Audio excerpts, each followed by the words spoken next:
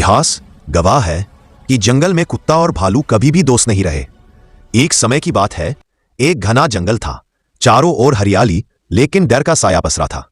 उस जंगल में रहता था एक विशालकाय दानव जैसा भालू। उसका शरीर इतना ताकतवर था कि जंगल का राजा शेर भी उससे दूर रहता था। भालू का कहना था, यह पूरा जंगल मेरा है। वह तालाब की मछलियां पकड़कर खाता और ऊंचे पेड़ों पर चढ़कर मधुमक्खियों का शहद चूस जाता। कोई भी जानवर उसके सामने आने की हिम्मत नहीं करता था। एक दिन एक शिकारी कुत्ता जंगल के उस तालाब पर पहुंचा। वह भी भूखा था और उसने वहीं से मछली पकड़कर खाना शुरू कर दिया। उसी वक्त झाड़ियों के पीछे से गरजती हुई आवाज आई, अरे ये क्या कर डाला तूने? मेरे तालाब से मछली पकड़ने की जुर्रत कैसे की?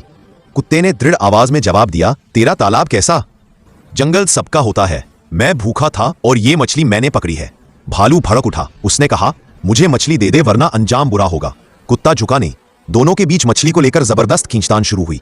आखिर मछली बीच से फट गई और फिर वही हुआ जिसका डर था। भालू और कुत्ते में भीषण लड़ाई छिड़ गई। भालू की ताकत के आगे कुत्ता टिक नहीं पाया। वह बुरी तरह जख्मी होकर गिर पड़ा और भालू हंसते हुए मछली लेकर चला गया। पास के पेड़ों के पीछे लोमड़ी ये सब देख रही थी।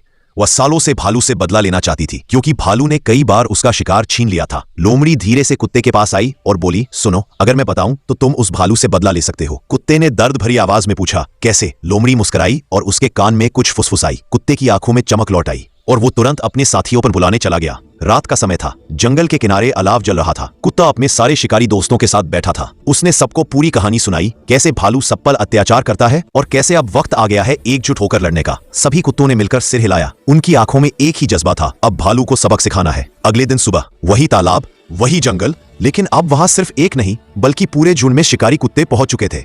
वे मछलियां पकड़ पकड़ कर खा रहे थे, मानो डर अब खत्म हो गया हो। तभी झाड़ियों से गरजती आवाज आई, तू फिर आ गया, आज तो तुझे जिंदा नहीं छोड़ूंगा।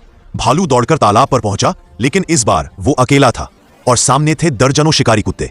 भालू ने हमला किया, लेकिन झुंड के सारे कुत्ते उस पर एक साथ टूट पड़े।